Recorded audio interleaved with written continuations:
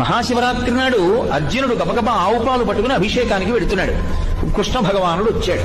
అర్జునుడిని బాగా సాధకుణ్ణి చెయ్యాలని కదా కృష్ణుడి తాపత్రయం. అందుకు కదా భగవద్గీత అనుగీత కూడా చెప్పాడు.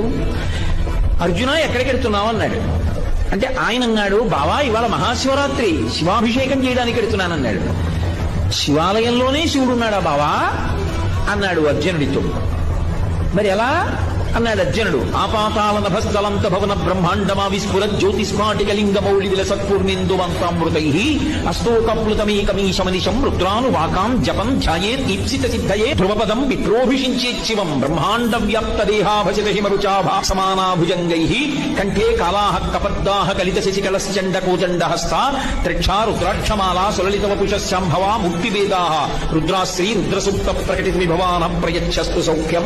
పాతాళం దగ్గర నుంచి ఆ పైన ఉండేటటువంటి బ్రహ్మాండము పై వరకు కూడా శివుడు పరివ్యాప్తమై ఉంటాడు. చంద్రబింబం నుంచి పడుతున్నటువంటి సుధాధారల చేత అభిషేకింపబడుతూ ఉంటాడు. అది ధ్యానం చేస్తే కోరికలు